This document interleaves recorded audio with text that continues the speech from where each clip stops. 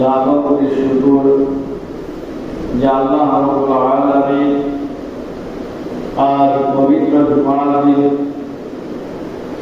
আল্লাহ রাব্বুল আলামিনের মহান হুকুম জুমার নামাজ পড়ার জন্য দুনিয়ার সব কাজকর্ম ফেলে রেখে আল্লাহ রাব্বুল আলামিনের হুকুম জুমার নামাজ আদায় করার জন্য আল্লাহ পাকের ঘর মসজিদে আসার বসার তৌফিক দান করেছেন। সেই মহান স্রষ্টার দরবারে শুকরিয়া সকলে বলি আলহামদুলিল্লাহ। লাখো কোটি দুরূদ ও সালাম বর্ষিত হোক আমার আপনার প্রিয় নবী মুহাম্মদুর রাসূলুল্লাহ সাল্লাল্লাহু আলাইহি ওয়াসাল্লাম। আল্লাহ রাব্বুল আলামিন মানুষকে সৃষ্টি করেছেন। আল্লাহ রাব্বুল আলামিনের এক মহান উদ্দেশ্য তার ইবাদত এবং গোলামি করার জন্য। আল্লাহ রাব্বুল আলামিনের হুকুম মানব যতদিন ঠিকমত মানবে, আল্লাহ রাসূলের সুন্নাত মোতাবেক ততদিন দুনিয়াতে শান্তি আসবে। যখন মানুষের ভিতর থেকে আমলগুলো চলে যাবে, আমলের দ্বারা যখন মানুষ দাঁড়াবে না, জিন্দেগি থাকবে কিন্তু বন্দেগি থাকবে না, তখন মানুষের উপরে আল্লাহ তাআলার পক্ষ থেকে নানা রকম ভাবে আযাব আর গজব আসবে।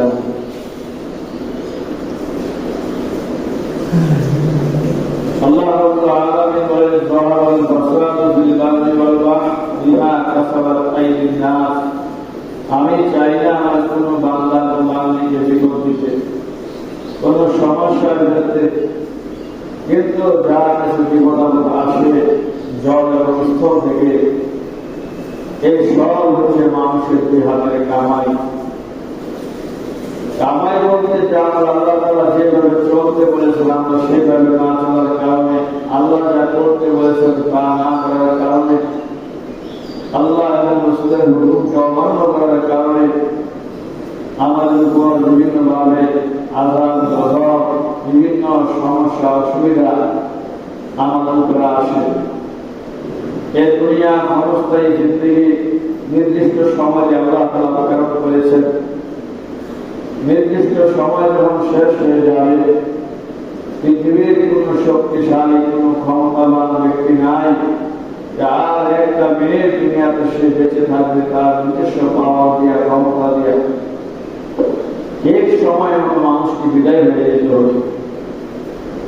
আল্লাহ রাব্বুল আলামিন আমাদেরকে দুনিয়াতে প্রেরণ করেছেন আমলের জন্য, ইবাদতের জন্য। আমরা এমন কোন একটা আমল নির্দিষ্ট আমরা করতে পারি নাই যা উসিলায় আল্লাহ তাআলার কাছে বিপদের সময় আমরা জোর দিয়ে দোয়া করব যে আল্লাহ এই আমলটা তোমাকে খুশি করার জন্য করেছি, আল্লাহ এই আমলের খাতিরে আমাদেরকে ক্ষমা করে দাও। আমরা টুকটাক যা আমল করি তার মধ্যে অনেক থাকে লৌকিকতা, লোক দেখানো। আল্লাহ তাআলাকে সন্তুষ্ট এবং রাজি খাস দিলে আমরা ইবাদত বন্দেগী কম করি। এই জন্য নবীজি এক হাদিসে বলেছেন, ইন্নাল্লাহা লা ইয়ানজুরু ইলা সুওয়ারিকুম ওয়া আমওয়ালিকুম ওয়ালাকিন ইয়ানজুরু ইলা কুলুবিকুম ওয়া আ'মালিকুম।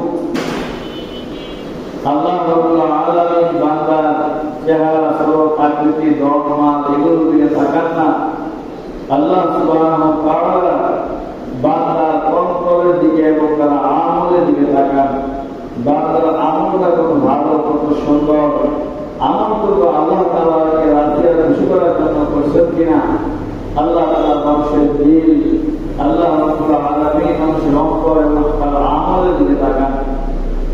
আর মানুষের হায়াত এবং মওত আল্লাহ সৃষ্টি করেছেন লিয়াবলুয়াকুম আইয়ুকুম আহসানু আমালা, যে কার আমলটা কত সুন্দর, ভালো, উত্তম, এই পরীক্ষার জন্য আল্লাহ তাআলা হায়াত আর মওতকে সৃষ্টি করেছেন।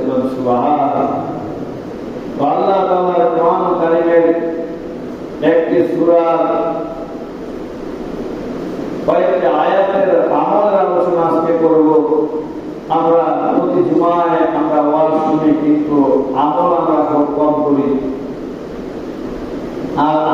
আমাদের বয়ান আমরা খুব কম করি।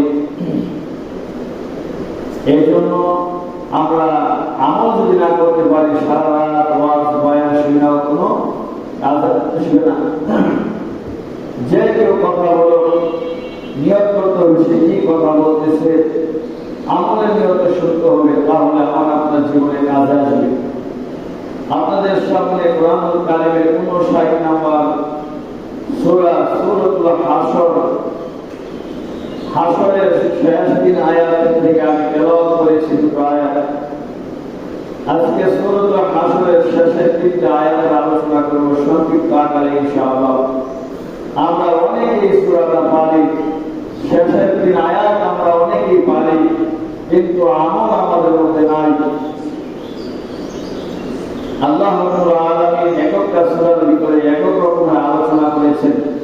এককটা সূরার যেমন একক ধরনের জ্ঞান, ঠিক তেমনি ভাবে আল্লাহ রাব্বুল আলামিন সূরাতুল হাসরের শেষের 3 আয়াত আমরা এটাকে ফজরের নামাজের পরে বেশিরভাগ আমরা পড়ে থাকি, কিন্তু কোন কোন সময় আমলটা করার জন্য রাসূল বলেছেন, আমলটা করলে কি সওয়াব কি ফজিলত, আজকে আমরা জানবো।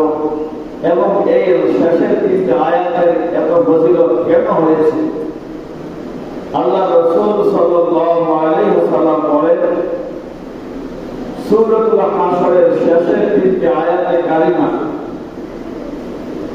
আমার কোন উম্মত যদি ঈমানের সাথে বিশ্বাসের সাথে ফজরের নামাজের পর এই লাস্টের 3টা আয়াতে কারিমা তেলাওয়াত করে, আল্লাহ রাসূল সাল্লাল্লাহু আলাইহি ওয়াসাল্লাম বলেন, ওই বান্দা এবং বান্দির জন্য আল্লাহ রাব্বুল আলামিন 1000 2000 নয় বরং 70,000 ফেরেশতা তার জন্য নিযুক্ত করে দেয়।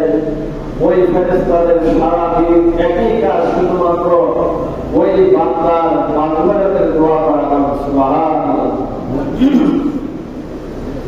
দুনিয়াতে যদি কোনো এক ফ্যাক্টরির মালিক তার ফ্যাক্টরিতে কর্মচারী 20,000 খাটায়, অথবা 50,000 শ্রমিক থাকে, সে কর্মবোধ করে যে আমার আন্ডারে কত লোক কাজ করে, অথচ আল্লাহ নবী সাল্লাল্লাহু আলাইহি ওয়াসাল্লাম বলেন, তুমি যদি সূরাতুল হাসরের শেষ 3 আয়াত সকালবেলা তেলাওয়াত করো, তোমার সারা দিনের নিরাপত্তার দায়িত্ব আল্লাহ রাব্বুল আলামিনের হাতে, এবং আল্লাহ তাআলা তোমার কর্মচারী হিসাবে 70,000 ফেরেশতা নিযুক্ত করেন, যেই ফেরেশতারা সকাল থেকে মাগরিব পর্যন্ত শুধুমাত্র তেলাওয়াতকারীর, আমলকারীর মাগফিরাতের দোয়া করতে থাকে।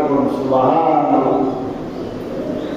আল্লাহর নবী আলাইহিস সালাতু ওয়াস সালাম বলেন, শুধু তাই নয়, যে বান্দা সকালবেলা সূরাতুল হাসরের শেষ 3টা আয়াতে কারিমা তেলাওয়াত করবে, সারা দিনের মধ্যে যদি ওই তেলাওয়াতকারী বান্দা অথবা বান্দি ইন্তেকাল হয়ে যায়, আল্লাহ নবী বলেন ওই লোকটা সরাসরি আল্লাহর জান্নাতে চলে যাবে। সুবহানাল্লাহ। কত বড় আমল চিন্তা করছেন। আল্লাহ নবী বলেন, ঠিক তেমনি ভাবে আমার কোন উম্মত যদি মাগরিবের নামাজের পরে সূরাতুল হাসরের শেষের 3টা আয়াতে কারিমা তেলাওয়াত করে, আল্লাহ রাব্বুল আলামিন 70,000 ফেরেশতা নিযুক্ত করে দেয়। ফজরের আযানের আগ পর্যন্ত ওই তেলাওয়াতকারী বান্দা বান্দির জন্য মাগফিরাতের দোয়া করতে থাকে। সুবহানাল্লাহ। এই 70,000 ফেরেশতার দূরের কথা, 70 জন মানুষই তো আপনি রাত্রে দিনে আপনি রোজে দিতে পারবেন না, আপনার টাকায় হবে না। একদিন, 2 দিন, 1 মাস, বছর কি বছর আমি কর্মচারী খাটাতে পারবো না। অথচ মাগরিবের পরে যদি কেউ শেষের 3টা আয়াত তেলাওয়াত করে, আউযু বিল্লাহি সামিল আলিম মিনাশ শাইতানির রাজীম, এটা 3 বার পড়ার পরে সূরাতুল হাসরের শেষ 3 আয়াত যদি তেলাওয়াত করে, আল্লাহ রাসূল বলেছেন 70,000 ফেরেশতা তার জন্য মাগফিরাতের দোয়া করবে। ওই রাত্রে যদি বাংলা বান্দি ইন্তেকাল হয়ে যায়, ওই ব্যক্তিও সোজা আল্লাহর জান্নাতে চলে যাবে। সুবহানাল্লাহ। কেন এই আয়াতগুলো এরকম মর্যাদা করলাম? আল্লাহ নবী বলেন, এই শেষের তিনটা আয়াতের ভিতরে আল্লাহ রাব্বুল আলামিন তার জাতের, তার ইজ্জতের, তার পরিচয় দিয়েছেন। যে সূরার মধ্যে আল্লাহ রাব্বুল আলামিন তার পরিচয় দিয়েছেন, ওই আয়াত বা ওই সূরার মর্যাদা আল্লাহ বেশি বৃদ্ধি করে দিয়েছে। সুবহানাল্লাহ। সূরাতুল ইখলাসের ভিতরে আল্লাহ রাব্বুল আলামিন তার জাতের পরিচয় দিয়েছেন, আল্লাহর পরিচয় তুলে ধরেছেন, যার কারণে সূরাতুল ইখলাসের মর্যাদা অনেক বেড়ে গেছে। আল্লাহ হাবিব বলেন, আমার কোন উম্মত যদি তিনবার সূরাতুল ইখলাস তেলাওয়াত করে, আল্লাহ রাব্বুল আলামিন গোটায় খতম কোরআনের সওয়াব তারা আমলনামায় দান করবে। সুবহানাল্লাহ। অন্য আরেকটি সূরা সূরাতুল বাকারা 255 নম্বর আয়াতের মধ্যে আল্লাহ তাআলা তার জাতের পরিচয় দিয়েছেন খুব সুন্দর করে। ওই আয়াতটাকে বলা হয় কোরআনের শ্রেষ্ঠতম আয়াত, যার নাম হচ্ছে আয়াতুল কুরসি। সুবহানাল্লাহ। ওইটার ভিতরে আল্লাহর পরিচয় তুলে ধরছেন, যার কারণে ওই আয়াতের মর্যাদা এত বেশি। আল্লাহ রাসূল বলেন, কোন ব্যক্তি যদি ফরজ নামাজের পরে কমপক্ষে একবার আয়াতুল কুরসি তেলাওয়াত করে, ওই লোকটা মৃত্যুবরণ করবে, সোজা আল্লাহর জান্নাতে চলে যাবে। সুবহানাল্লাহ। আল্লাহর নবী এরকম বলছে যে লোকটা মরে না, তাই সে জান্নাতে যায় না। জান্নাতে যাওয়ার মধ্যে একটাই বাধা, তার মৃত্যু। যে লোকটা 5 ওয়াক্ত নামাজের পর আয়াতুল কুরসি তেলাওয়াত করবে কমপক্ষে একবার, বলছে ওই লোকটা মরবে তো জান্নাত, সে মরে না তাই জান্নাতে যায় না। সুবহানাল্লাহ। এমন গ্যারান্টিযুক্ত আমলগুলো আমরা করি না, করার সময় আমরা পাই না। অথচ যারা আমল করে তাদের জন্য তো আল্লাহ তাআলা আমলের বদলে জান্নাতকে সুন্দর করে সাজায়। যাই হোক, বলতেছিলাম আল্লাহ রাব্বুল আলামিন সূরাতুল হাসরের শেষের তিনটা আয়াতের ভিতরে আল্লাহ রাব্বুল আলামিনের ৯৯টা সিফাতি এবং গুণবাচক নাম রয়েছে। ওই ৯৯টা নামের মধ্যে ১৪টা নাম আল্লাহ তাআলা শেষের তিনটা আয়াতের মধ্যে উল্লেখ করেছে। সুবহানাল্লাহ। কোরআনুল কারীমের কোন আয়াতের মধ্যে এত অল্প জায়গার মধ্যে আল্লাহ তাআলা এতগুলো নামের সাথে আনেন নাই। এই তিনটা আয়াতের মধ্যে আল্লাহ রাব্বুল আলামিনের ১৪টা নাম আল্লাহ রাব্বুল আলামিন উল্লেখ করেছেন। আবার আল্লাহ তাআলা এই সূরার মধ্যে তার পরিচয় দিয়েছেন, যার কারণে সূরাতুল হাসরের শেষের তিনটা আয়াতে এত মর্যাদা। আমরা দেখা যায় ফজরের নামাজের পর ইমাম সাহেব যদি তেলাওয়াত করে তাহলে আমরা পড়ি, আর মাগরিবের সময় ইমাম সাহেব তেলাওয়াত করে না, আমরা পড়িও না। এই আমলগুলো হচ্ছে ব্যক্তিগত আমল, যার যার নিজস্ব আমল। ইমাম সাহেবের মাঝে মধ্যে এগুলো পড়ায়, কেউ যদি না পারে শুনে পড়তে পারে, কিন্তু হুজুর যে পড়াইতে হবে এরকম কোন বাধ্যতা বা নির্দিষ্ট কোন আমল নেই। এটা আপনার সম্পূর্ণ আলাদা আলাদা আপনার আমল। এই জন্য সূরাতুল হাসরের সাথে তিনটা আয়াত যারা পড়েন, ফজরের পর পড়বেন এবং মাগরিবের নামাজের পর পড়বেন। আল্লাহ রাব্বুল আলামিন আমাদেরকে আমল করার তৌফিক দান করুন। আমিন। আমরা জানবো আল্লাহ তাআলা এই সূরাতুল হাসরের শেষ তিন আয়াতের এত ফজিলত আমরা অনেক বছর ধরে জানি, কিন্তু এই আয়াতের মধ্যে আল্লাহ কি বলছেন, কোন কথাগুলো আল্লাহ তাআলা বুঝাইতে চাইছেন, আমরা তো কোরআন পড়িও না, কোরআন বোঝার চেষ্টা করি না, আর না পড়ে না বুঝে আমরা কোরআনের বিরুদ্ধে আলোচনা করি। আছে না? নিজে তো কোরআন জানি না, কোরআন পড়ো না, উল্টা কোরআনের বিরুদ্ধে আমরা বিভিন্ন সময় বলি কোরআনে কি রাজনীতি আছে, বলি না? অনেক নেতারা বলে না, বলে। কারণ সে তো কোরআনই জানে না, সে রাজনীতি আসলে বুঝবে কেমন। যেমন দেখেন আজকে মুসলমান ধ্বংসের পথে কেন যাচ্ছে? আল্লাহ রসুল একটি হাদিসের মধ্যে কথায় কথা চলে আসে। একটি হাদিসের রসুল বলছেন, আমার উম্মত তোমরা তীর চালানো শিখো, তোমরা ঘোড়ায় চলা শিখো, তোমরা নদীতে সাঁতার কাটা শিখো। কেন বলছেন? যখন ইসলামের বিরুদ্ধে যুদ্ধ হয়, তখন নদী পথে যদি হয়, আপনি যদি নদীতে পড়ে যান, সাঁতার না জানলে আপনি কিভাবে আপনাকে রক্ষা করবেন? এই জন্য নবীজি 1500 বছর আগে বলছে তোমরা সাঁতারও শিখবা। ওই সময় যুদ্ধ করতো তীর দিয়া, নবী বলছে তোমরা তীর চালানো শিখো। এখন তো আর তীরের যুগ আছে বলেন, এখন হচ্ছে বোমার যুগ, বন্দুকের যুগ, বিভিন্ন আপনার বৈজ্ঞানিক পদ্ধতির যুগ।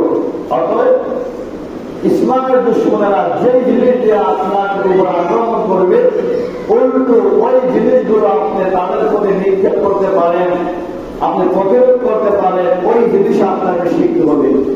অর্থাৎ যে জিনিস দিয়া বেঈমানেরা আপনাদেরকে আক্রমণ করবে, উল্টো ওই জিনিসগুলো তাদের পক্ষে আপনারা ব্যবহার করতে পারেন। নবীর জামানায় যেহেতু তীরের যুগ ছিল, এই জন্য নবী তীরের কথা বলেছেন। এরপরে নবীর যুগে গাড়ি ছিল না, বিমান ছিল না, ঘোড়া দিয়ে তারা এই যুদ্ধ করত। আল্লাহ রসুল এখন তার ঘোড়ার যুগ নাই, এখন গাড়ির যুগ, বিমানের যুগ। অতএব এগুলো আমাদের শিখতে হবে। আমরা এগুলো না শিখার কারণে আজকে দেখেন এই মাজলুম ফিলিস্তিনের উপরে এই যে অত্যাচার আক্রমণ করতেছে। এখন আমরা আমাদের দেশে থেকে শুধুমাত্র আমরা প্রতিবাদ জানাইতে পারি, আন্দোলন করতে পারি, মিছিল করতে পারি, এতটুকুই আমরা করতে পারি। যদি আমাদেরকে বলা হয় বাংলাদেশের সব মুসলমান তোমাদেরকে ছাইড়া দিলাম, ইসরায়েলের যুদ্ধে তোমরা লড়াই করো, আচ্ছা আপনি আমি ওই দেশে কি লড়াইটা করবো বলেন তো? আমি কি অস্ত্র চালাইতে পারি? আপনি পারেন? আপনি কি বোমা বানাইতে পারেন? কিছুই পারেন না, আমিও পারি না, আপনিও পারেন না। ওই দেশে তোমরা ভাবতেন আল্লাহ না করো আমাদের দেশের সাথে যদি অন্য কোন রাষ্ট্রের যুদ্ধ হয়, তাহলে আমি আপনার নিজেকে কিভাবে সেভ করবো, কিভাবে হেফাজত করবো? এই জন্য নবীজি আগেই বলেছেন তোমরা এই জিনিসগুলো শিখো। কিন্তু আমরা মুসলমান এগুলো শিখতে পারি নাই। কারণ কি জানেন? আমরা যখন কোরআন থেকে ইসলামের কথা বলতাম, জিহাদের কথা বলি, রাজনীতির কথা বলি, তখন আমাদের মুসলমানদের মধ্যে এক শ্রেণীর মানুষ আমাদেরকে জঙ্গিবাদের তোহমা দিয়া, অপবাদ দিয়ে আমাদেরকে পিছনে ফেলে রাখছে। আজকে মুসলমান আমরা কিছুই শিখতে পারি নাই। কিছু শিখতে গেলে আমাদেরকে জঙ্গি বলা হতো, যার কারণে ইহুদি বেঈমান খ্রিস্টানের সন্তানরা জন্মের পর থেকে এগুলো ট্রেনিং দেয়, এগুলো বানানো শিখে। যার কারণে আজকে 200 কোটি মুসলমান থাকার পরও আজকে ফিলিস্তিনের নেতা আক্রমণ নির্মম ভাবে হত্যা করছে। আমরা শুধু তাকায় তাকায় দেখছি। দুই একটা শক্তিশালী দেশ আছে, তারা চিন্তা করতেছে আমি তার বিরুদ্ধে রাজ্যে গিয়ে আবার আমার উপরে উল্টো চাপ আসে কিনা। আজকে যদি এই মুসলিম সমস্ত রাষ্ট্রগুলোর মধ্যে যদি এই পারমাণবিক শক্তি থাকতো, মুসলমান সবাই ট্রেনিং দেওয়া থাকতো, তালেবান তারা যেমন 20 বছর কষ্ট করে নিজে সবকিছু শিখছে, নিজে বড় বড় বিমান, অস্ত্র, বোমা সবকিছু তারা নিজেরা বানানো শিখছে। তাদেরকে এক সময় মানুষ জঙ্গি বলতো, আজকে তারা নিজেরা নিজেদেরকে রক্ষা করছে। কিন্তু আমরা এগুলোর কাছে নাই।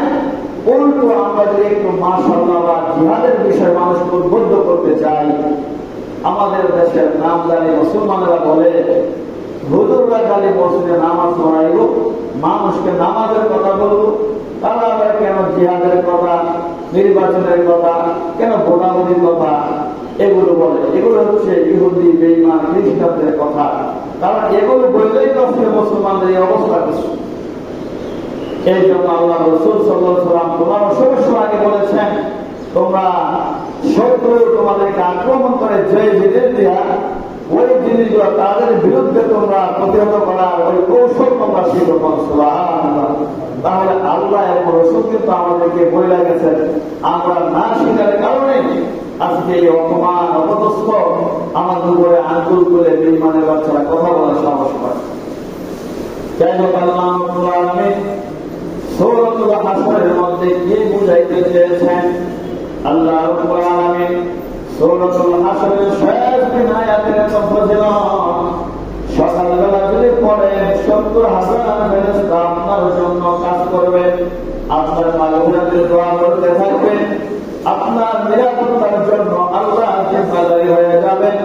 ওই দিনে মারা গেলে আপনি শুধু আল্লাহর জান্নাতে পৌঁছে যাবেন। সুবহানাল্লাহ। তাহলে ওই কথা আল্লাহ কি বলছে, এত দামি যে আয়াতগুলো আমরা একটু জানি সংক্ষিপ্ত আকারে, যেহেতু সময় অল্প। আল্লাহ পাক বলেছেন হুয়াল্লাহ, তিনি আল্লাহ, লা ইলাহা ইল্লা হু, তিনি একক, দ্বিতীয় কোনো ইলাহ নাই। ইলাহ কয়জন? একজন। ইলাহ কয়জন? একজন। ইলাহ মানে আল্লাহ। আল্লাহ হচ্ছেন এক, তার কোনো শরীক নাই। আল্লাহ পাক বলেন কানা ফীহিমা আলিহাতুন ইল্লাল্লাহু লাফসাদাতান, আমি আল্লাহ তাআলা ছাড়া যদি আর দ্বিতীয় কোনো ইলাহ থাকতো, কোনো প্রভু থাকতো, তাহলে দুনিয়া ছিন্ন বিচ্ছিন্ন হয়ে যেত। এক খোদাই কইতো আজকে এই এলাকা ধ্বংস করো, আরেক খোদাই কইতো না এই এলাকা ধ্বংস করো। এইভাবে এই পৃথিবী থাকতো না, আসমান সব জায়গায় থাকতো না, ঝগড়া লেগে ধ্বংস হয়ে যেত। যেমন কয়েকদিন বলে ইসরায়েলকে যেমন বলে সরকারকে তোমরা এই যুদ্ধ থামাও, আবার আরো কিছু রাষ্ট্র আছে তাদেরকে বলে থামায় না, চালাইতে থাকো। কারণ এককটা দেশের এককটা প্রেসিডেন্ট, যার কারণে আল্লাহ তাআলা বলেন কোরআনে, আমি আল্লাহ, আমি ইলাহ ছাড়া যদি আর দ্বিতীয় কোন ইলাহ থাকতো, আসমান জমিন চন্দ্র সূর্য এতদিন থাকতো, সব ঝগড়া লেগে ধ্বংস হয়ে যেত। এই জন্য আল্লাহ পাক হুয়াল্লাহুল্লাযী, তিনি আল্লাহ, লা ইলাহা ইল্লা হু, ওই আল্লাহ এক, তার কোনো শরীক নাই, তিনি অদ্বিতীয় একক। এই বিশ্বাসকে যদি কোনো ব্যক্তি কবরে যেতে পারে, আল্লাহর হাবিব বলেন লোকটা মরতে দেরি, আল্লাহর জান্নাতে পৌঁছাইতে দেরি হবে না। সুবহানাল্লাহ। ওয়াল্লাহুল্লাযী লা ইলাহা ইল্লা হু আলিমুল গায়বি ওয়াশ শাহাদা, আল্লাহ পাক বলেন আলিমুল গায়ব, অদৃশ্যের সংবাদ, গায়েবের সংবাদ এবং বিশ্ব অদৃশ্য গোপন প্রকাশের জাহেরি বাতিনি সব কিছুর মালিক একমাত্র আমার আল্লাহ। সব কিছুর মালিক। আমরা যা দেখি, যা না দেখি, আমাদের কাছে কিছু দৃশ্য, কিছু অদৃশ্য, কিছু দেখি, কিছু দেখি না, কিন্তু আল্লাহ পাক বলেন শাহাদা, আমার কাছে কোনো অদৃশ্য বলতে কিছু নাই। আমার আল্লাহর কাছে কোনো সামনে পিছনে আগে পরে জাহেরি বাতিনি গোপনে রাত্রে দিনে অতীত ভবিষ্যৎ বর্তমান এগুলো আমার কাছে নাই। সব সময় আমি আল্লাহর কাছে এক সমান, আমি এক জায়গায় বসে সব কিছু আমি দেখতে পাই। সুবহানাল্লাহ। আমরা অনেক সময় বলি যে অমুক নবী গায়েব জানে, অমুক নবী গায়েব জানে, অথচ আল্লাহ তাআলা কোরআনে বলেছেন কোন নবীকে আল্লাহ গায়েব জানান নাই। আল্লাহ তাআলা অদৃশ্যের সংবাদ অনেক নবীদেরকে জানাইছেন। যেমন নবীরা জান্নাতের কথা বলছেন, জাহান্নামের কথা বলছেন, বিভিন্ন আযাবের গজবের কথা বলেছেন। এগুলো নবীরা নিজের থেকে বলেন নাই, আল্লাহ জানাইছেন, তাই নবীরা আমাদেরকে জানাইছেন। আর একমাত্র ইলমে গায়েব, আলিমুল গায়েব একমাত্র আল্লাহ তাআলা জানেন। এই কথাটাই আল্লাহ তাআলা এই আয়াতের মধ্যে বলেছেন হুয়ার রহমানুর রহিম। আল্লাহ তাআলার ১৪টা নামের শুরু হয়ে গেছে। এক নাম্বার হুয়ার রহমান, রহমান ফিদ দুনিয়া আর রহিম ফিল আখিরাহ। রহমান মানে দয়ালু, এই নামটা আল্লাহ দুনিয়াতে ব্যবহার করবেন। যেমন আল্লাহ এমন দয়ালু, নাস্তিক, বেঈমান, কাফের, মুশরিক আল্লাহকে মানুক বা না মানুক সবাইকে আল্লাহ তাআলা খানা খাওয়ান। কিন্তু আর রহিম পরম করুণাময়, এটা শুধুমাত্র পরকালে ইমানদারদের ক্ষেত্রে আল্লাহ ব্যবহার করবেন। সুবহানাল্লাহ। এর দয়া আর মায়া করুণা বেঈমানদের জন্য থাকবে না, শুধু ইমানদার যারা তাদের ক্ষেত্রে ওই নামটা আল্লাহ তাআলা ব্যবহার করবেন। আর আল্লাহ নামের পরে সবচাইতে দামি নাম হচ্ছে আর রহমান। সুবহানাল্লাহ। এই জন্য নবীজি আপনাদেরকে বলেছেন তোমরা রহমানকে শ্রদ্ধা করো। মক্কার কাফেররা রহমান আমাকে ওয়া وإذا قيل لهم اسجدوا للرحمن আল্লাহ কয় নবীজি কাফেররা আপনাকে জিজ্ঞাসা করে রহমান আল্লাহ কে?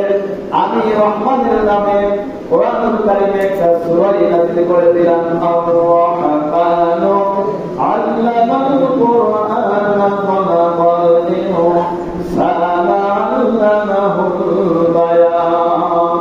আল্লাহ তাআলা রহমান দিকে তার পরিচয় দিয়ে একটা সূরা কোরআন নাযিল করছে। সুবহানাল্লাহ। আল মালিকুল কুদ্দুসুস সালাম, আল মালিক যিনি পরকালের মালিক, মালিক ইয়াউমিদ্দিন যিনি বিচার দিবসের মালিক, যিনি রাজত্ব যার হাতে থাকবে। আজকে দুনিয়াতে যারা মালিক মনে করে, রাজা মনে করে, বাদশাহ মনে করে, আল্লাহ তো এগুলা কোনো কিছুই থাকবে না, সব নষ্ট হয়ে যাবে। যতই ক্ষমতাশীল রাষ্ট্র হোক না কেন, আল্লাহ তার নমরুদ, ফিরআউন, আবু জাহেল বড় বড় লিডার নাস্তিকদেরকে আল্লাহ ধ্বংস করে দিয়েছেন। আল্লাহ একমাত্র আমি আল্লাহই মালিক। কেমন মালিক? মালিক আল মালিকুল কুদ্দুস, তিনি পবিত্র সব কিছু থেকে, তিনি সংসার করার থেকে, বাচ্চার থেকে, আরো যত কিছু আছে তার সাথে শরীক করার থেকে, সব কিছু থেকে আল্লাহ বলেন আমি আল্লাহ পবিত্র মালিক, পবিত্র আমি আল্লাহ তাআলা। আসসালাম আল মালিকুল কুদ্দুস সালাম, আল্লাহ বলেন আমি শান্তিদাতা। আমরা তো শান্তি খুঁজে দুনিয়া সালামের কাছে অনেক সালাম আছে, এদিকে স্কুলের সালাম গেছে আমাদের এখান থেকে শান্তি দিয়া নামাজের খবর দেয়। এই জন্য দুনিয়ার সালাম কাছে গেলে শান্তি পাইবেন না। আল্লাহ তাআলা যে সালাম শান্তিদাতা, ওই আল্লাহ তাআলাকে যদি আপনি ডাকেন, আল্লাহর হুকুম মানেন, তাহলে আল্লাহ তাআলা আপনাকে শান্তি দিবেন। সুবহানাল্লাহ। আল মালিকুল কুদ্দুস সালামুল মুমিনুল মুহাইমিন, মুমিন মানে আশ্রয়দাতা, আর মুহাইমিন মানে রক্ষক। আল্লাহ তাআলা এখানে আশ্রয়দাতা মানে আপনাকে আশ্রয় দিবেন, আবার রক্ষা করবেন। মানুষ অনেক সময় আশ্রয় দিতে পারে, রক্ষা করতে পারে না। যেমন রাজাবাসীকে রক্ষা করার আশ্রয় অনেকে দিতেছে, কিন্তু রক্ষা করতে পারতেছে না জালেমদের হাত থেকে। আল্লাহ পাক বলেন ইব্রাহিম আলাইহিস সালামকে আগুনের ভিতরে আমি আশ্রয় দিয়েছি, আবার ওখানে আমি রক্ষা করেছি। সুবহানাল্লাহ। হযরত বেলালকে যে উমাইয়া ইবনে খালদ অত্যাচার করেছিল, এক সময় যখন যুদ্ধের ময়দানে উমাইয়া ধরা পড়ে যাবে, মুসলমানদের ঘাটির মধ্যে এসে বলল, নবীর একজন জান্নাতের গ্যারান্টি প্রাপ্ত সাহাবীকে বলছে আমাকে সেভ করো, আমাকে বাঁচাও, তাহলে আমার দুধ ভর্তি কোট নিয়ে আছে, অনেক দামি দামি তোমাকে আমি সবগুলো দিয়ে দিব। সে মুসলমানদের ঘাটির মধ্যে তাকে রাখছেন। এমনিতে হযরত বেলালের নজরে পড়ে গেল যে আনসার সাহাবীদেরকে ডেকে বললেন, এই উমাইয়া আমাকে অনেক কষ্ট দিয়েছে। আনসার সবাই একত্রিত হয়ে গেল। যিনি তাকে সেভ করতে চেয়েছিলেন সাহাবী বলতে তুমি বসে যাও, তার মাথার উপরে ওই সাহাবী বসে গেলে যাতে কেউ না দেখে। কিন্তু আনসার সাহাবী তলে দিয়ে তলোয়ার ঢুকাই দিছে, উমাইয়া ইবনে খালদ ওখানেই তার ইন্তেকাল হয়ে গেল। তো তারা আশ্রয় দিতে পেরেছে, কিন্তু রক্ষা করতে পারে নাই। আল্লাহ বলেন আল মুহাইমিনুল আল মালিকুল কুদ্দুস সালামুল মুমিনুল মুহাইমিন, যে আমি আশ্রয় দিতে পারি, আমি আল্লাহ রক্ষা করতে পারি। সুবহানাল্লাহ। আজিজুল জাব্বার, আজিজ মানে মহা পরাক্রমশালী আল্লাহ তাআলা, অনেক শক্তিশালী আল্লাহ তাআলা। আজিজুল জাব্বার মুতাকাব্বির, তিনি প্রবল মহামান্বিত। এরপর হচ্ছে হুয়াল্লাহু লা ইলাহা ইল্লাহু, তিনি আল্লাহ যিনি এক, তার কোনো শরীক নাই, অদ্বিতীয়। হুয়াল্লাহুল খালিকুল বারিউল, খালিক মানে সৃষ্টিকর্তা, বারিউল মানে সৃষ্টিকর্তা। এই দুইটার মধ্যে ব্যবধান। খালিক বলা হয় যে একটা সৃষ্টির থেকে আরেকটা সৃষ্টি করে। মনে করেন এটা একটা লোহা, এই লোহাটাকে কাইটা আরেকটা ইস্টে বানাইছে, এটা গাছ, একটা সৃষ্টি, এর কাইটা আবার নৌকা বানাইছে। বুঝছেন? একটা সৃষ্টির থেকে যে সৃষ্টি করে আল্লাহ পাক বলে খালিক, ওই সৃষ্টি। আর বারিউ, যে কোনো কিছু লাগে না, অটোমেটিক সৃষ্টি করতে পারেন আল্লাহ তাআলা, ওই সৃষ্টিকর্তা। সুবহানাল্লাহ। খালিকুল বারিউল মুসাউবির লাহুল আসমাউল হুসনা, মুসাউবির আল্লাহ তাআলা বলেন আমি আল্লাহ তাআলা আকৃতি দানকারী। এই যে পৃথিবীতে এত মানুষ বানাইছেন, তারা চেহারা সরকার চেহারা দিন খায় না। এত দেশের মানুষ একই মায়ের গর্ভে সন্তান হয়, এক একজনের ভাষা একরকম, কথার আওয়াজ একরকম, ঘরে 3 ভাই থাকলে রাত্রে গিয়ে যে 3 ভাই ডাক দেয়, স্ত্রী বুঝতে পারে কোনটা আমার স্বামীর কণ্ঠ, বুঝতে পারে না। তো এত সৃষ্টি আল্লাহ করেছেন, আল্লাহ আবার বলেন আমি উত্তম, আমি আকৃতি দানকারী, কণ্ঠ একরকম।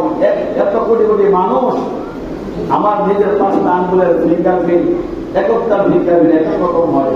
আল্লাহ কেমন পূর্ণ করা, কেমন আকৃতি দান করেন ওরা।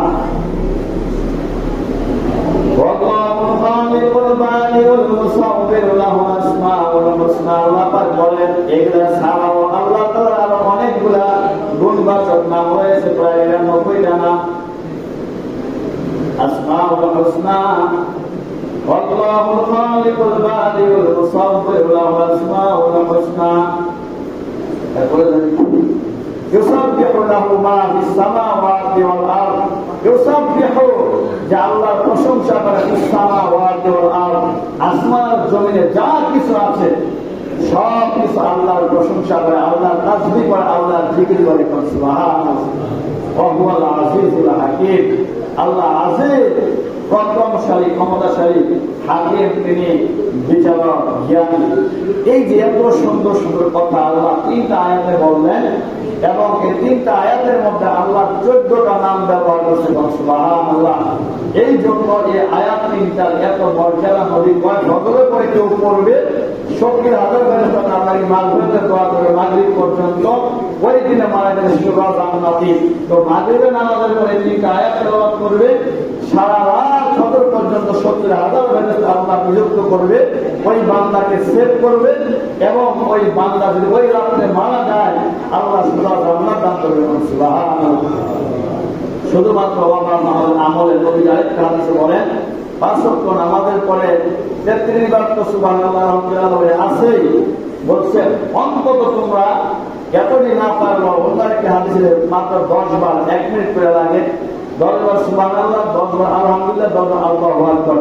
নবী কয় এই 10 বার যদি 30 বার যদি পরে কেউ 1 মিনিট সময় লাগে। 5 ওয়াক্ত নামাজের 5 মিনিট, 5 মিনিটে 150। নবী বলেন এই 150 বার যদি সারাদিনে কেউ পড়ে 5 ওয়াক্ত নামাজের পরে, সাথে সাথে 1,500 নাকি তার আমলনামায় আসে। সুবহানাল্লাহ। এবং ওই লোকটা যদি ইন্তেকাল করে, আল্লাহ তাআলা এই আমলের খাতিরে তাকে জান্নাত দান করবেন। সুবহানাল্লাহ। আল্লাহ তাআলা আমাদেরকে এই আমলটা করা তৌফিক দান করুন। সাহাবীরা কয় ইয়া রাসূলুল্লাহ, এই সব আমল সবাই করতে পারবে? লোক কয় না, যদিও 10 বার 1 মিনিট সময়, এইটাও মানুষের কপালে জুটবে না। কারণ নামাজ পড়লেই দেখবেন দৌড় মারে, একটু 10 বার তো করবে দূরের কথা। এই যে আমরা নামাজ পড়ি জুমার দিন, আমরা সপ্তাহে একদিন আসি, যারা সামনে বসে প্রস্রাবে দলে তাদের আগে দৌড়া দরকার, তাই না? তারা আগে আসে। আমরা দেখা যায় সবার পরে যারা আসে, শুধু সালাম ফিরাইতে পেরে আমরা দৌড়টা বের হয়ে থাকি। একদিন বুঝবেন কবে জানে আল্লাহর পক্ষ থেকে আযাব আর গজব এসে পড়ে। আমাদের এখানে নিষেধ নাই, অথচ গাজাবাসী কত কষ্টের মধ্যে আছে, এরপর আল্লাহকে তারা ডাকতেছে। আর এত আরামে থাকার পরও আমরা আমল করতে পারি না, নামাজ পড়তে পারি না, এর চাইতে দিন লজ্জা আর গায়ে কি হতে পারে? এই জন্য নামাজের পরে দৌড় দিয়ে যাবেন না, সুন্নত করে এরপরে যাবেন। আল্লাহ তাআলা আমাদেরকে সূরা হাশরের শেষ 3 আয়াত মুখস্থ করে সকাল বিকাল তেলাওয়াত করার তৌফিক দান করুন।